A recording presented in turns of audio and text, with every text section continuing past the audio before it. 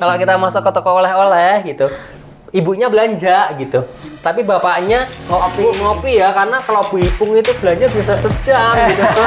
Sehingga Bener, itu Bu? Emang Bu? Iya.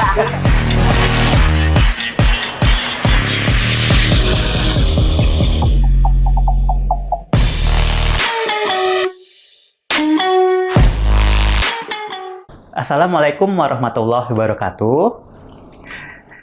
Selamat datang di podcast Opoyo, obrolan pajak orang Yogyakarta. Nah, kali ini podcast Opoyo, podcast yang diusung oleh BPKD Kota Yogyakarta, untuk sobat pajak sekalian akan membahas mengenai isu ataupun program terkait dengan ekonomi atau perpajakan, khususnya yang berada di wilayah Kota Yogyakarta.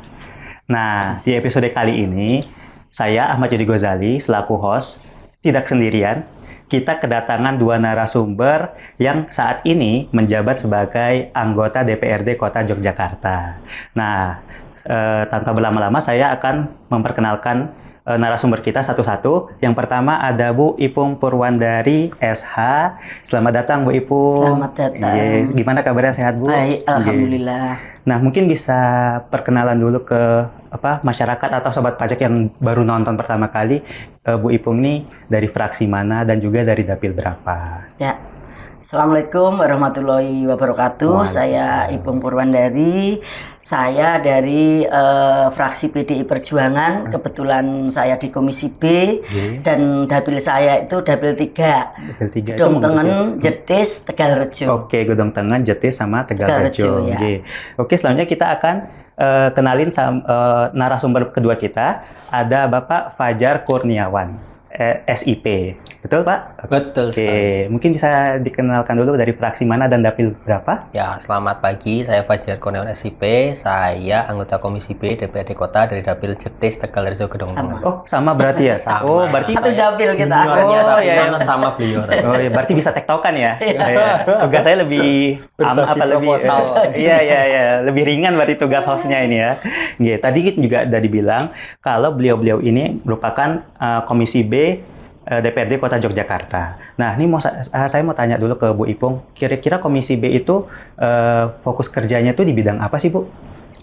Jadi Komisi B itu fokus kerjanya kan kita banyak mitranya ya. Mitra kita itu ya BUMD seperti Bank Jogja, BPD, XT sama PDAM. Setelah itu kita ke koperasi juga kayak UMKM itu juga mitra kita terus kita juga hampir pendapatan tuh hampir semua ke kita. Nah, untuk itu tadi ada pertanian juga ke kita, perikanan juga ke kita. Jadi jangkauan pariwisata terutama pariwisata jangkauan kita luas. Dan tugas kita itu merangkum semua pendapatan dari semua OPD. Jadi semua OPD itu pendapatannya ya ke Komisi B larinya. Jadi kita pengawasannya ya di pajak gitu ya. Dan harapan kita kan pajaknya selalu naik seperti itu. Iya, amin. Semoga targetnya selalu tercapai setiap tahun ya, Bu. Ya. Jadi memang kita itu nggak salah ya milih narasumber, karena kita pas gitu kedatangan Komisi B yang memang ngurusin tentang usaha, UMKM, koperasi, dan juga kaitannya sama pendapatan. Nah, nanti muaranya ke pajak untuk pembangunan. Nah, karena memang tema kita kali ini kita akan membahas mengenai upaya kebijakan pajak ramah UMKM gitu. Nah, jadi kita masuk ke pertanyaan pertama yang mungkin saya tanyain ke Pak Fajar dulu. Nah, kalau kita bicara tentang UMKM, masyarakat tuh sebenarnya sudah tahu UMKM itu apa gitu, karena sudah familiar. Tapi yang masyarakat nggak tahu tuh sebenarnya usaha apa sih yang digolongkan sebagai UMKM gitu. Nah, itu gimana, Pak? Ya, jadi kalau kita mengacu pada PP nomor 7 tahun 2021, itu kan tentang pemberdayaan, perlindungan, kemudahan terkait UMKM, itu ada 2 indikator. Yang pertama adalah berbicara tentang omset. Omset, ya. Yang pertama berbicara tentang omset, yang kedua adalah modal. Jadi yang membedakan antara usaha kecil, menengah, dan mikro itu di situ. Jadi kalau kita berbicara mikro, itu omsetnya itu maksimal 2 miliar. 2 miliar 2 omset. miliar omsetnya. Kemudian modalnya itu 1 miliar. Oke. Kemudian kalau kita berbicara kecil, itu modalnya itu di atas 2 miliar sampai 5 miliar gitu lah. Oke. Kemudian itu omsetnya. Kemudian modalnya ya 1 sampai 5 miliar. Kemudian kalau kita berbicara menengah itu ya udah gede ya. Mungkin di angka modalnya itu di antara 15 sampai 50 miliar. Oh, 15 gitu. sampai 50 miliar. Itu modalnya gitu. Jadi lebih ke yang membedakan itu modal sama omsetnya. Oke, berarti memang indikatornya tuh modal dan omset, dan itu Modal dan omset. omset setahun ya, Pak? Iya, Omset setahun. Kalau Oke, sebulan oke. luar biasa. Wah, iya. Omset sebulan miliaran udah banyak orang kaya ya. Tapi memang kita kan sering kedengaran kalau misalnya UMKM itu sebagai tulang punggung ekonomi. UMKM itu sebagai roda penggerak ekonomi. Nah, Pak Fajar, kira-kira kenapa sih statement itu muncul gitu? Yang pertama memang 90% pelaku usaha di Indonesia itu memang UMKM. Oh, gitu. Bahkan kalau kita berbicara UMKM, kalau kita belanja sayur di tukang sayur keliling itu juga masuk UMKM. Iya, usaha, iya, gitu iya, kan. iya. Dan kemarin ketika COVID kelihatan banget ya, karena produk domestik bruto kita itu 60% itu disumbang dari UMKM. Jadi kemarin ketika terjadi COVID itu UMKM itu bertahan. Oh. Kenapa? Ya karena memang UMKM itu produknya itu memang dibutuhkan sehari-hari oleh kita, baik itu kuliner dan sebagainya, dan memang penyumbang ekonomi kita 60% ya dari UMKM. Bayangin kalau nggak ada UMKM, wah kemarin kita bisa repot gitu. Iya, ekonomi roboh ya, Pak? Iya. Iya, paham. Nah, tadi kan udah jelasin, Bu, tentang UMKM secara umum nih oleh Pak Fajar. Nah, kita masuk ke wilayah kita sendiri nih, di kota nih. Kira-kira sektor UMKM yang paling kuat tuh di bidang apa sih, Bu? Kalau kita kan yang paling kuat juga di bidang kuliner, kuliner sama perhotelan ya kan. Kita pariwisata, perhotelan, banyak transportasi. Di situ juga di pemerintah itu ada parkir gitu, ada air bawah tanah, ada PBG ya. Sekarang banyak sekali istilahnya pajak-pajak yang dikelola oleh pemerintah seperti itu.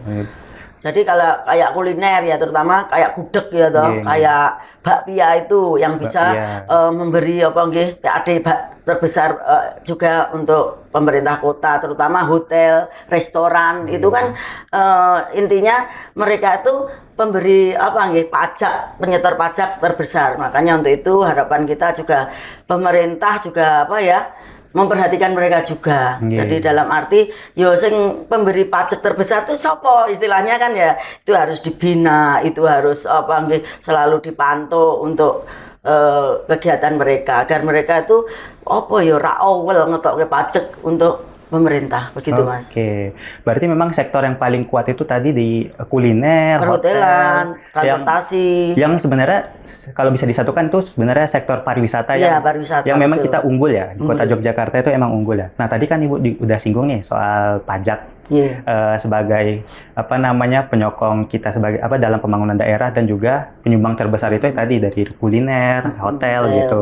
Nah saya mau tanya, untuk pengelolaannya pajak sendiri, kira-kira sektor UMKM mana yang dikelola oleh pemerintah kota? Karena kan masyarakat ini juga pada mungkin banyak yang belum tahu, nggak semua pajak itu dikelola oleh satu pihak. Ada yang dikelola oleh pemerintah kota, pemerintah provinsi, dan juga pemerintah pusat.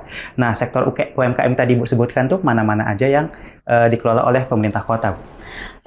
Begini, dalam arti kayak hotel juga hotel restoran itu kan itu ada pajaknya berapa persen sekarang ya? 10%.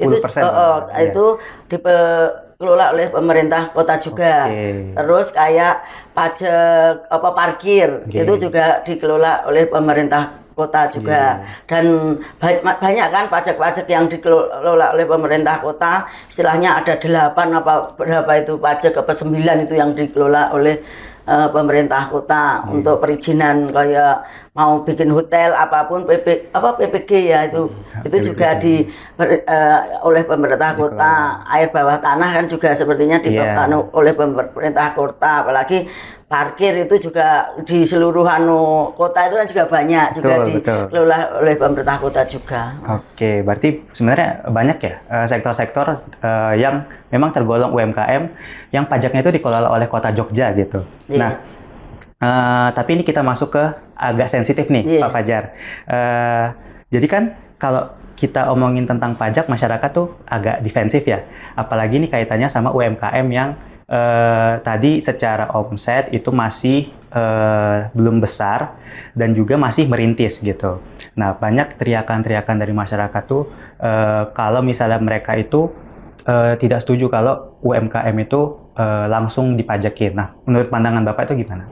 Ya, kita perlu menyampaikan edukasi juga terkait pajak kepada masyarakat. Tidak semua UMKM yang dia punya usaha itu serta-merta langsung dipajaki. Karena mereka ketika misalkan mereka punya NPWP, sekarang kan dianjurkan untuk pelaku usaha itu kan punya NPWP. Betul. Yang harus kita pahami bahwa kalau kita punya NPWP tidak selalu harus bayar. Karena kalau kita tadi omsetnya belum nyampe, itu kita nggak bayar, tapi kita cukup lapor. Setiap tahun itu kita lapor SPT, SPT tahunan.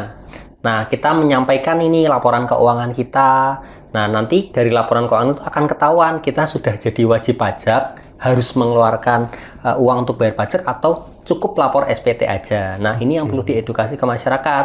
Karena masyarakat tahunya, wah kalau saya punya NWP, saya setiap tahun harus bayar pajak ya Mbak Ipung. Padahal kadang kita cukup lapor aja. Ini loh laporan keuangan kita dan ternyata belum cukup nih, berarti tidak perlu membayar pajak. Kayak gitu. Oke. Nah, tadi juga udah disinggung sama Pak Fajar kalau misalnya memang ada batasan ya Bu. Batasan kalau misalnya ada beberapa hal yang memang tidak dikenakan pajak nih. Ini sangat berguna nih informasi untuk UMKM. Nah, terutama di pajak yang dikelola oleh Kota Yogyakarta. Nah, kira-kira bagian atau usaha apa yang belum dikenakan pajak gitu?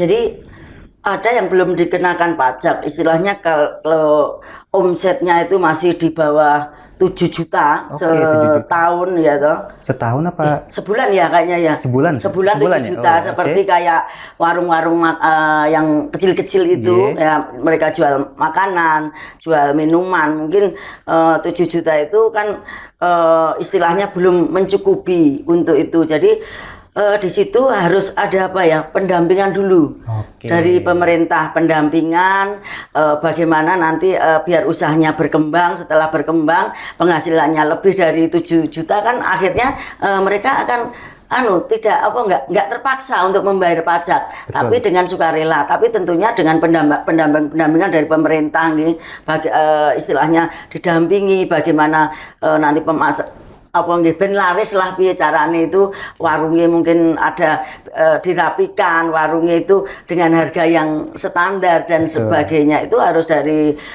Pemkot harus selalu mendampingi mereka untuk menaikkan omsetnya dari 7 juta mungkin bisa menjadi 15 juta. Mungkin itu akhirnya kan mereka dengan sukarela akan membayar pajak tersebut, Mas. Oke, menarik.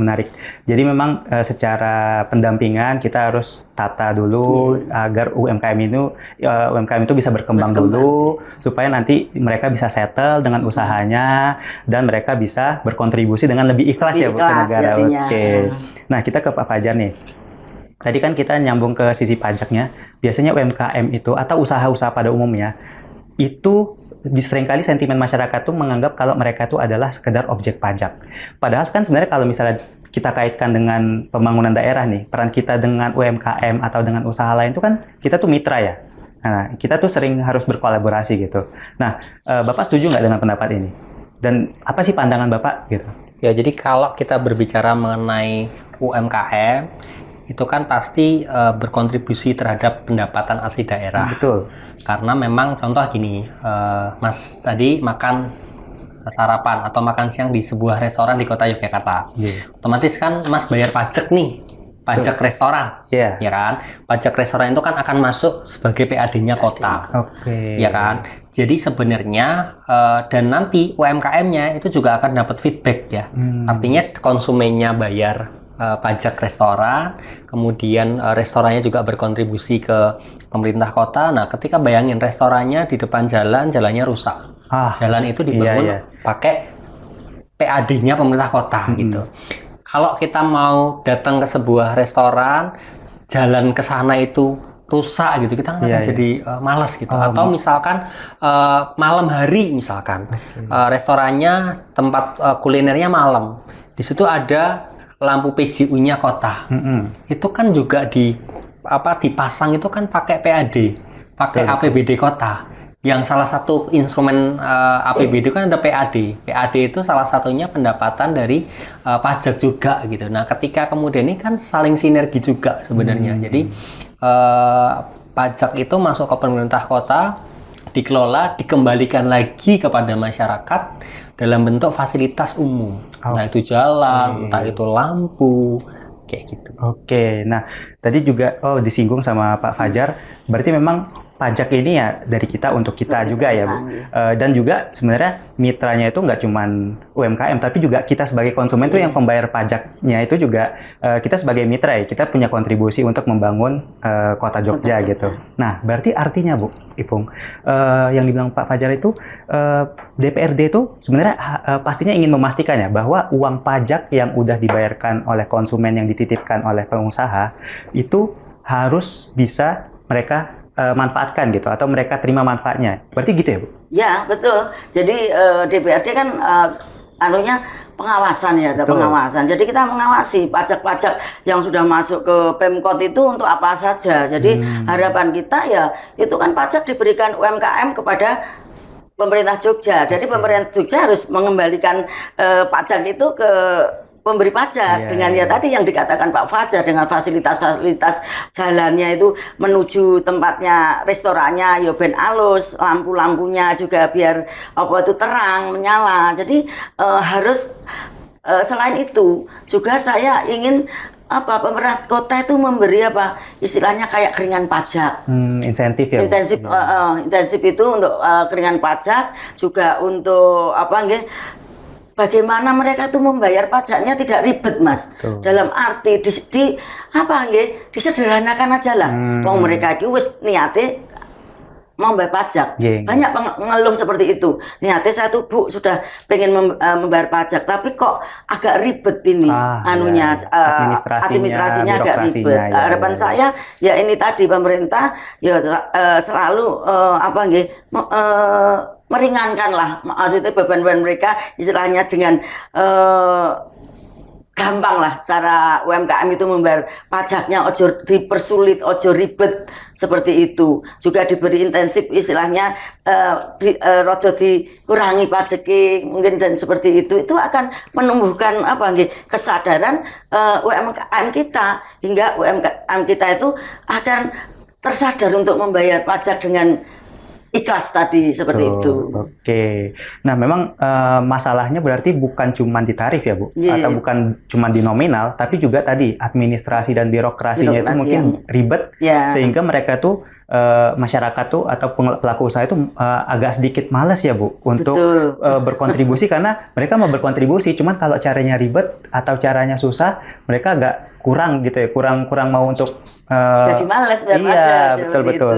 Nah, ini Pak Fajar, terkait dengan fenomena ini, berarti memang sosialisasinya kita itu belum bisa menyentuh ke UMKM, karena ini juga masukan buat BPKAD juga ya, sebagai eksekutor. Kan kita kan mitra ya Bu, DPRD legislator, BPKAD sebagai eksekutor.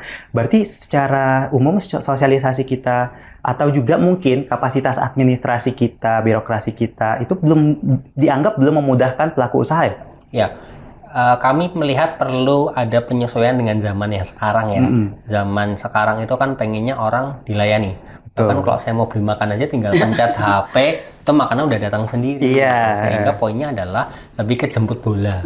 Jadi misalkan Bu Ipung sebagai pelaku usaha itu nggak perlu dia harus datang kemana, tapi didatengin oleh pihak BPKAD. Jadi sistemnya lebih ke satu, jemput bola. Yang pertama, yang kedua adalah menyederhanakan informasi. Karena mereka itu pengennya sing gampang, mudah dipahami lah gitu. Intinya begitu, termasuk informasi terkait saya harus bayar pajak atau cukup lapor SPT aja. Kemudian kalaupun harus bayar pajak, kami juga perlu apresiasi. Karena misalkan ada sama-sama nih pelaku usaha, satunya rajin bayar pajak, satunya sering nunggak, satunya nggak pernah bayar. Ya, Tapi betul, selama sering-sering. ini kita memperlakukannya sama. Oke. Nah, saya melihat di sebuah usaha kuliner yang dia taat bayar pajak itu dikasih apresiasi, kasih figura tulisan. Warung ini taat membayar pajak. Iya. Sehingga apa? Dia merasa, dan saya sebagai konsumen juga senang karena kalau saya beli di warung itu berkontribusi terhadap PAD. Oke. Bagi yang tidak bayar pajak, ya dikasih ini. Saya pernah Mas di sebuah hotel Mbak di Bogor itu. Ini wajib pajak belum melunasi pajak. Oh gitu. Iya Ada yang seperti itu Ada. di depan restorannya. Iya, di depan hotelnya. Oh, di hotel ini Di maksudnya. hotel. Oh, di Sehingga hotel. Sehingga apa? Ada efek jera juga. Jadi reward and punishment-nya jalan. Karena yang saya orang sekarang itu lebih banyak senang dikasih apresiasi. Oh, ini loh saya sudah berkontribusi terhadap PAD gitu loh. Kalau didiemin aja lah, aku bayar nggak bayar juga sama aja. Iya, Gitu. iya. Atau kemudian ketika ada keluhan dari masyarakat misalkan terkait warung ya, misal warung itu mereka terkait limbahnya, ada laporan terkait limbahnya, misalkan mampet gitu, itu direspon dengan sangat baik, dengan sangat cepat oleh pemerintah. Nah itu mereka juga seneng, kenapa? Karena mereka merasa bahwa ketika saya punya usaha, saya punya limbahnya itu dibuang di sal kota, salnya mampet, itu kan saya kacau nih dalam hal itu. Ketika itu direspon dengan sangat cepat oleh pemerintah kota, dia merasa bahwa oh iya, saya bayar pajak, ketika saya ada keluhan ya saya langsung direspon. Gitu. Jadi itu sebenarnya saling berkaitan sih Mas. Tapi kalau kemudian kita lapor, kemudian tidak direspon dengan cepat, ya dia merasa bahwa lah saya sudah bayar pajak, saya berkontribusi, kok saya ada keluhan yang ini di luar kemampuan saya. Karena kalau nggak mungkin dong saya pelaku usaha terus buka sal sendiri, memperbaiki sendiri, itu kan nggak bisa gitu. Sehingga sebenarnya kata kuncinya adalah itu dari simbiosis mutualisme, saling menguntungkan gitu. Pemerintah kota juga dapat PAD, pelaku hotel dan usaha juga ketika ada pelayanan publik yang memang perlu dibenahi ya dibenahi. Oke, berarti memang kita tuh juga harus ngelihat ya apa yang kita berikan, maksudnya pemerintah ini kepada pelaku usaha itu. Apakah kita sudah cukup untuk memberikan apresiasi dan juga tadi semacam punishment kalau misalnya ada wajib pajak yang tidak patuh atau kurang taat gitu, sehingga itu berpengaruh sama reputasi usahanya mereka gitu ya. Nah, jadi kita balik lagi ke masalah tadi sosialisasi secara masif ke pelaku UMKM tentang pajak gitu. Kita tuh juga beberapa kali kan sudah mengadakan sosialisasi gitu. Nah, supaya kita bisa menyentuh sampai ke lini-lini yang paling kecil, itu tuh caranya apa sih? Karena kita beberapa kali sudah menggunakan seperti undangan formal ataupun misalnya mengundang ke balai kota. Apakah cara tersebut efektif atau ada cara lain yang lebih efektif? Selama ini saya kira kurang efektif ya, karena yang diundangi masih ngopo ya kecamatan gitu. Seperti itu. Jadi dari situ tuh belum nanti menyentuh ke bawah Mas. Jadi harus ada cara lain ya, secara online itu ya toh. Mungkin di di koran online juga bisa, dan itu harus terus-menerus diberikan kepada masyarakat kita, karena yang terjadi kan kadang tanpa undangan sosialisasi beberapa orang tapi tidak sampaikan ke bawah. Jadi kadang sing do usaha-usaha itu ya ora ngerti Mas, karena emang selama ini harus memang aktif mungkin di media massa, di online istilahnya media sosial harus seperti itu, terus menerus disampaikan. Jadi ben masyarakat itu ya emang terus menerus ngrungokke, terus menerus jadi mengerti gitu loh. Karena yang selama ini mungkin di kelurahan, di kecamatan, jadi sing ngerti ya mung ya pengurus-pengurus. Belum tentu pengurus lainnya itu diteruskan ke bawah seperti itu. Gitu. Jadi peran Pemkot emang harus rajin untuk ya tadi di media massa, di online, di apapun kan sekarang digital, zamannya digital. Betul. Jadi harus itu sampaikan ke masyarakat lewat itu. Berarti memang kita harus pendekatan itu lebih informal, maksudnya biar lebih berasa lebih dekat gitu dengan pelaku usaha gitu, supaya kitanya juga tidak ada jarak gitu ya Bu. Seperti itu. Nah, ini kita ke Pak Fajar. Kita tuh bicara tentang karena kan ini Ibu dan Bapak Fajar dan Ibu Ipung ini juga merupakan anggota dewan ya yang mewakili rakyat gitu. Nah, apa sih aspirasi atau keluhan-keluhan dari pelaku usaha yang sekiranya sering Bapak dengar gitu? Yang pertama adalah terkait dengan promosi ya. Oh, Jadi kalau kita berbicara pelaku usaha, itu kan jualan produk nih. betul. Berharap produknya itu bisa bantu dipasarkan. Nah, saya sih sebenarnya sangat mengapresiasi ya dengan Pak Wali Kota yang sekarang. Beliau punya program namanya Batik Segoro Amarto. Dan itu sangat memberdayakan pelaku UMKM di bidang batik. Nah, selama ini programnya pemerintah di tempat lain itu hanya terkait batik gitu. Tapi ketika di kota Yogyakarta ini Pak Wali Kota sangat baik hati. Koperasinya disupport ya kan untuk Batik Segoro Amarto dan semua ASN pegawai di lingkungan kota ini pakai batik, wajib pakai batik Segoro Amarto dan belinya wajib kepada UMKM yang sudah di koperasi yang sudah ditunjuk gitu. Nah, harapan kami selain batik juga yang lain-lain gitu. Sehingga apa? Sehingga pelaku UMKM itu tadi Bu Ipung menyampaikan bisa naik kelas, otomatis ketika naik kelas modalnya bertambah, omsetnya bertambah, kontribusinya juga bisa bertambah. Itu yang pertama. Yang kedua adalah terkait dengan permodalan. Selama ini kita melihat UMKM kita itu literasi keuangannya itu belum semuanya itu mencukupi. Sehingga ketika dia itu dalam tanda kutip disuntik modal, itu tidak digunakan untuk modal. Digunakan untuk konsumtif. Sehingga ini perlu pendampingan literasi keuangan bahwa kalau kamu itu perlu suntikan modal digunakan untuk modal kerja. Iya kan? Karena ketika itu tidak digunakan untuk modal kerja, nanti ketika harus mengembalikan itu tidak ada yang bisa dikembalikan. Padahal ketika mereka mengembalikan itu kan ada selisih yang harus dibayarkan gitu. Jadi satu pemasaran, yang kedua terkait permodalan. Permodalan nggak cuma dikasih tapi didampingi, dikasih literasi keuangan, dikasih cara supaya mereka itu bisa bayar. Karena kalau sekedar dikasih modal aja semua mau ya Mbak Ipung ya. Bahkan kita aja mau disuntik modal gitu. Cuman kan jadi nggak produktif modalnya. Niatnya untuk beli kain batik.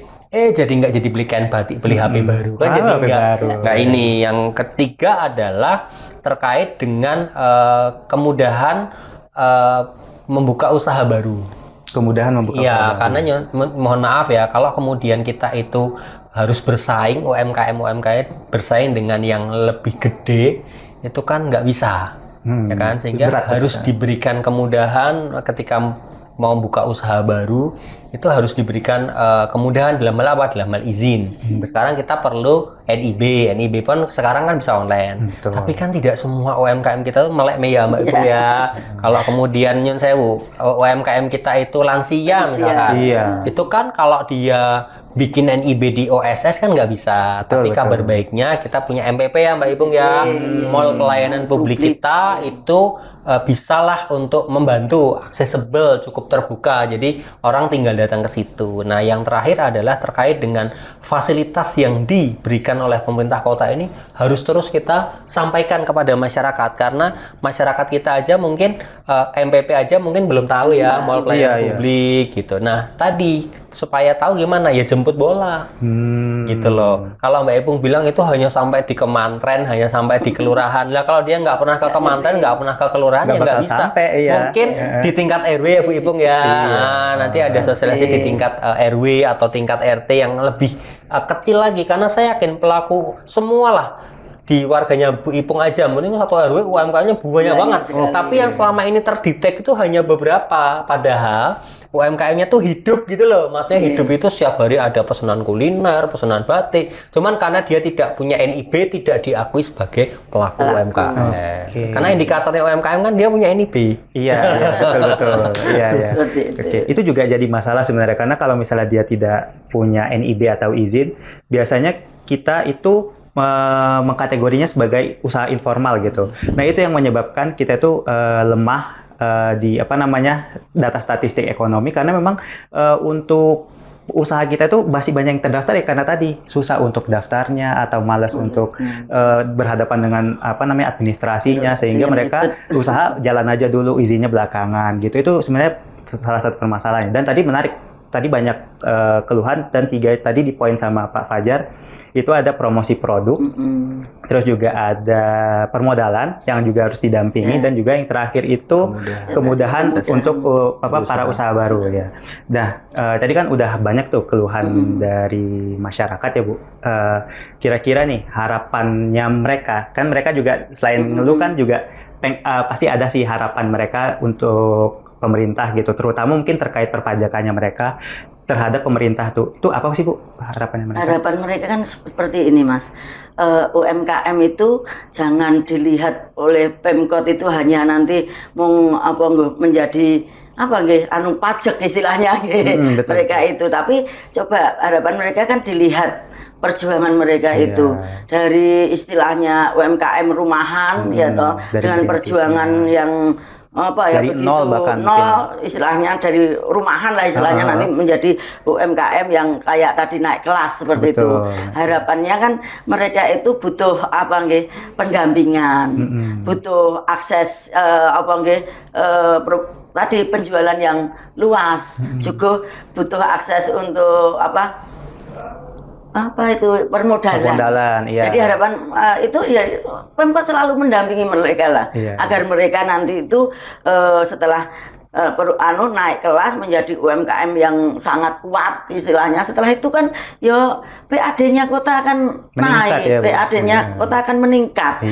Dengan tapi jomong jaga istilahnya meningkat tok, tapi harus dilalui dengan tadi perjuangan pendampingan, akses modal yang mudah, juga pemasaran yang luas agar mereka itu lancar, UMKM kita bisa naik kelas seperti itu. Oke. Nah, jadi kita kata kunci tadi UMKM harus naik kelas ya di Kota Yogyakarta. Nah, tapi nih Pak Fajar, kita kan juga pekerjaan kita adalah untuk mencapai penerimaan supaya tercapai realisasinya ya Pak. Nah, tetapi kita juga harus mengetahui bahwa UMKM ini harus naik kelas, sehingga kita harus dampingi, kita harus jaga. Nah, tapi di sisi lain tadi dilemanya kita harus memungut pajak atau PAD kita supaya bisa terrealisasi gitu.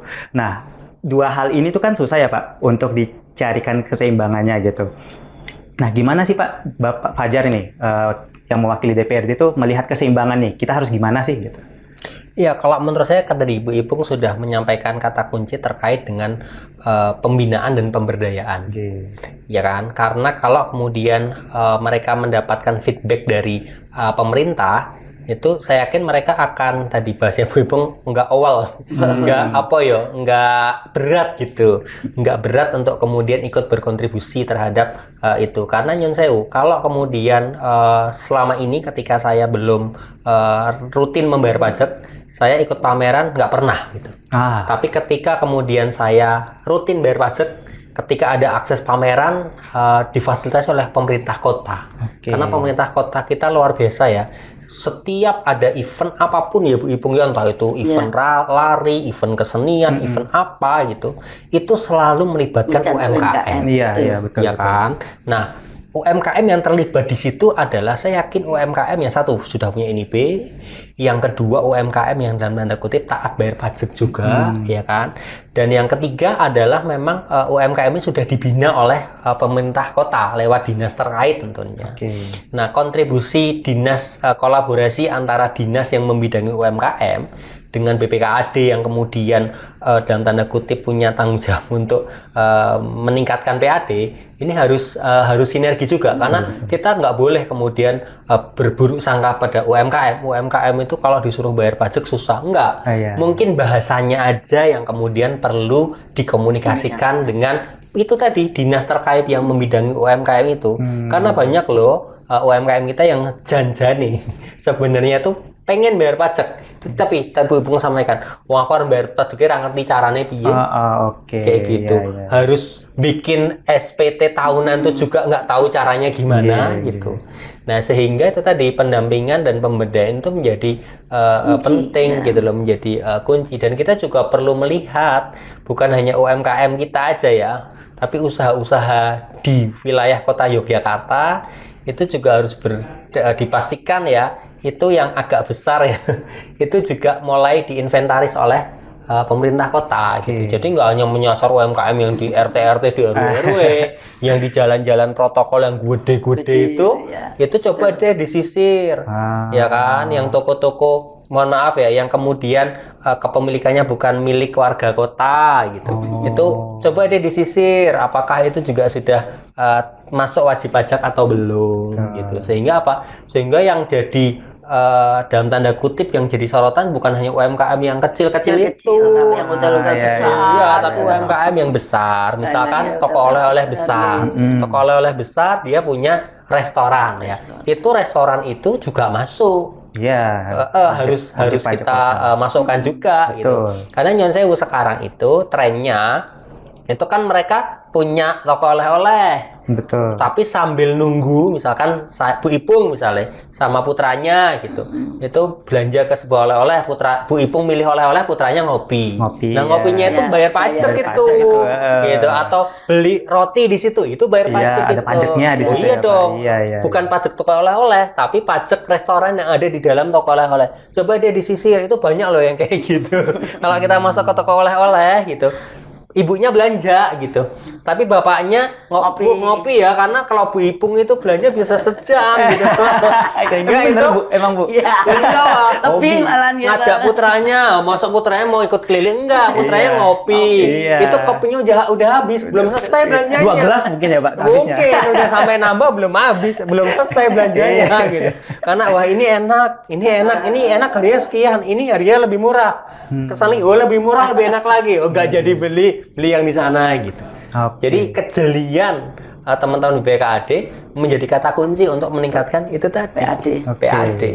Nah, tadi kejelian BPKAD itu merupakan masukan dari Pak Fajar untuk kami supaya UMKM itu tidak terbebani, tetapi PAD tercapai gitu. Nah, mungkin untuk strategi DPRD gitu, DPRD sendiri gimana sih caranya untuk supaya PAD-nya tadi tetap tercapai, tetapi UMKM tadi tidak tertekan karena kan tadi tugas dari DPRD itu kan sebenarnya pengawasan, membuat anggaran, membuat regulasi. Nah, strategi yang paling konkret itu apa sih Bu sebenarnya dari DPRD?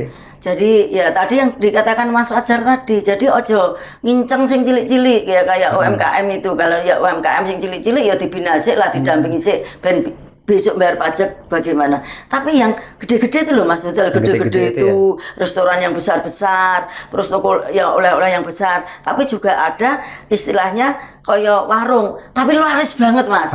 Di situ itu kan ada ya itu planet soto ya, ada yang laris sekali itu harus diinceng Mas pajaknya. Bagaimana itu bisa masuk ke PAD kita. Kadang ada bebek apa itu yang ya toh laris, tapi larisnya bukan main, mungkin itu malah melebihi dari restoran-restoran yang besar income-nya itu. Jadi harus emang BPKAD harus jeli melihat peluang-peluang itu bagaimana peluang yang itu kan sekarang banyak sekali juga istilahnya mungkin homestay itu yang belum masuk belum terdata di pajak gitu. BPKAD harus itu kerja keras lah kita. Kalau nggak kerja keras istilahnya PAD kita nanti stagnan gitu ya, nggak berkembang gitu ya. Sekarang saat ini rasa naik, bertahan. PAD kita bertahan. Selain itu kan pemerintah jangan hanya melihat pajak-pajak tok, tapi kan itu ada tanah-tanah pemerintah yang bisa dimanfaatkan untuk mau disewake, Superindo disewake untuk ini mungkin gedung-gedung pemerintah banyak sekali. Itu kan merupakan PAD yang luar biasa nanti untuk pemerintah kota. Jadi ojo nginceng mung dari pajak itu aja, tapi bisa itu tadi dari tanah-tanah pemerintah yang bisa disewakan untuk usaha seperti itu. Oke, berarti tadi poinnya adalah kita tuh harus jeli melihat apakah objek-objek pajak ini sudah terdata atau belum sebagai wajib pajak.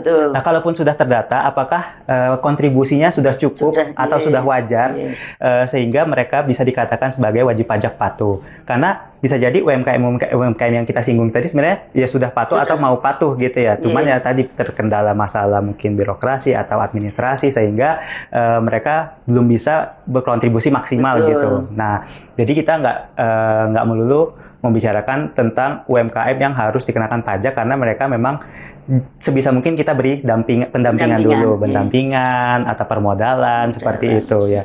Ini menarik sekali Bu. Apalagi tadi Ibu bilang kalau PAD tadi tuh ya bisa dari lini aset-aset pemerintah kota yang bisa disewakan gitu ya. Berarti bisa disewakan oleh swasta gitu ya Bu.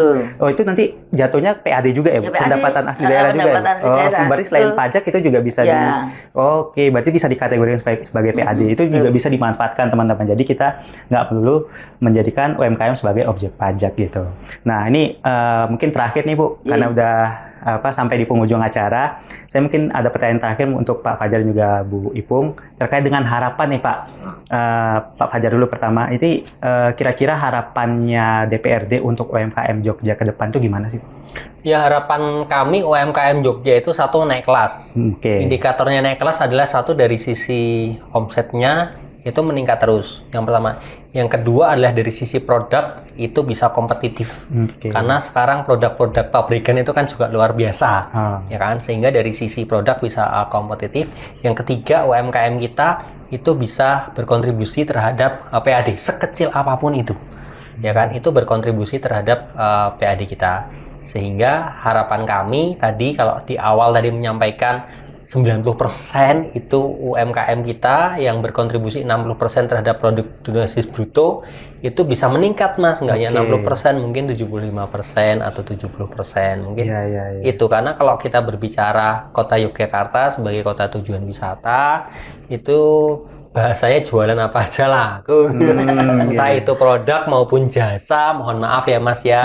Di beberapa wilayah ada jasa pijet refleksi di jalan itu laku Mas. Artinya apa aja yang penting kalau di Jogja itu gelem gerak mesti iso mamah.